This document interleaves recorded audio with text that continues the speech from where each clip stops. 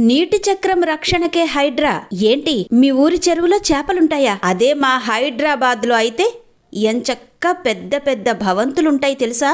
భాగ్యనగరిలో ఆ చెరువున వెలసిన భవనము జూడ తాండవమాడిన హైడ్రా ప్రకృతి సంరక్షణకే. ఇవన్నీ ప్రస్తుతం హైడ్రా కూల్చివేతలపై పేలుతున్న జోకులు.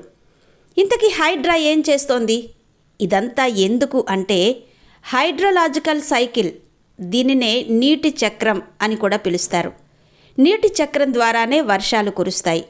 మొదట నీటి వనరుల నుంచి నీరు ఆవిరవుతుంది. అనంతరం ఆవిరైన నీరు చల్లబడి మేఘాలను ఏర్పరిచి వర్షాల రూపంలో భూమిపైకి చేరుతుంది. ఆ తర్వాత వర్షపు నీరు రన్ ఆఫ్ రూపంలో భూమిపై ప్రవహించి తిరిగి నీటి వనరుల్లో వచ్చి చేరుతుంది. ఈ విధంగా నీటి చక్రంలో వివిధ దశలు ఒకదానితో మరొకటి అనుసంధానమై ఉంటాయి.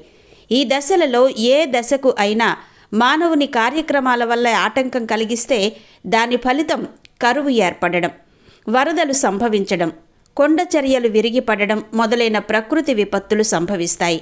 ముఖ్యంగా హైదరాబాద్ వంటి మహానగరాలలో నీటి వనరులను ఆక్రమించుకోవడం వలన రన్ ఆఫ్ ప్రయాణించే మార్గంలో నిర్మాణాలు చేపట్టడం వలన నీటి చక్రంలో కీలకమైన రన్ ఆఫ్ దశకు ఆటంకాలు ఏర్పడి హైదరాబాద్ వంటి మహానగరాలలో అకాల వరదలు సంభవిస్తున్నాయి. వరద నీరు రోడ్డు మీదకు రావడం వలన ప్రజలు తీవ్ర ఇబ్బందులు పడుతున్నారు. ఇంటి నుంచి బయలుదేరిన వ్యక్తి తిరిగి సురక్షితంగా ఇంటికి చేరుకోవడం ఎంత శ్రేయస్కరమో, నీటి వనరుల నుంచి ఆవిరైన నీరు కూడా ఎటువంటి ఆటంకాలు లేకుండా తిరిగి నీటి వనరులకు వచ్చి చేరడం అంతే శ్రేయస్కరం. నీరు పల్లమెరుగు నిజం దేవుడెరుగు అనే సామెత చెప్పినట్టుగా నీరు ప్రకృతి పరంగా తాను ఆపాదించుకున్న పల్లపు నీటి మార్గంలోనే ప్రవహిస్తుంది తప్ప మనుషుల కోసం తాను ప్రవహించే మార్గాన్ని మార్చుకోదు. ఎవరైనా ఆటంకం కలిగిస్తే విధ్వంసం తప్పదు. ఈ కారణం చేతనే హైదరాబాద్ వంటి మహానగరాలలో చిన్న వర్షానికి కూడా రహదారులపై నీరు నిలిచిపోయి అకాల వరదలు సంభవిస్తున్నాయి. నీటి వనరుల కోసం హైడ్రా సాహసం పర్యావరణ కోణంలో సమాజ శ్రేయస్సు దృష్ట్యా Hyderabad disaster response and assets monitoring and protection agency వారు నీటి వనరులను కాపాడడం కోసం చేస్తున్న గొప్ప సాహసోపేతమైన కార్యక్రమం నిర్వహించడం ఆహ్వానించదగింది. నీటి వనరుల ఆక్రమణల ద్వారా ప్రకృతిలో ఏర్పడిన అసమతుల్యతలను హైడ్రా తిరిగి సంతులనం చేస్తున్నట్టుగా భావించాలి. చెరువులు వంటి నీటి వనరులు, రన్ ఆఫ్ ఈ రెండు నీటి చక్రంలో కీలకమైనవి. అక్రమ నిర్మాణాలు, ఆక్రమణల ద్వారా ఈ రెండిటికి ఏర్పడిన అవరోధాలను తొలగించి ప్రకృతిలో కీలక భాగమైన హైడ్రోలాజికల్ సైకిల్ని హైడ్రా తిరిగి పునరుద్ధరిస్తున్నది. చెరువులను ఆక్రమించడం ద్వారా విలువైన తాగునీటి వ్యవస్థను కోల్పోతాం. చేపలు వంటి విలువైన జీవ సంపదను కోల్పోతాం. వర్షం పడినప్పుడు ఏర్పడే రన్ ఆఫ్ వలన అనేక ప్రయోజనాలున్నాయి.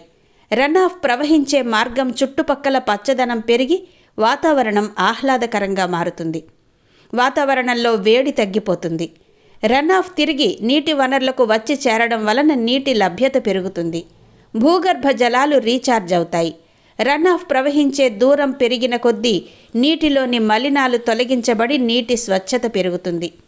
నీటిలో కరిగే ఆరోగ్యకరమైన మినరల్స్ పరిమాణం పెరుగుతుంది.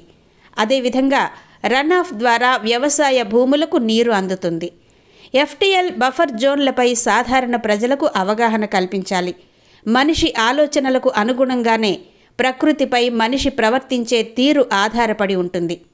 విద్యార్థులలో ప్రకృతి విపత్తులు, పర్యావరణంపై అవగాహన కల్పించడం కోసం భారత సర్వోన్నత న్యాయస్థానం ఒక ప్రత్యేకమైన పాఠ్యాంశాన్ని విద్యా సంస్థలలో అమలు చేసింది. విద్యార్థులకు ప్రకృతి విపత్తులు, పర్యావరణంపై పాఠాలు బోధించే విద్యా సంస్థలు సైతం నీటి వనరులను కబ్జా చేసి భవనాలను నిర్మించి భావి భారత పౌరులకు ఎటువంటి సందేశాన్ని ఇస్తున్నాయో ఆలోచించుకోవాలి.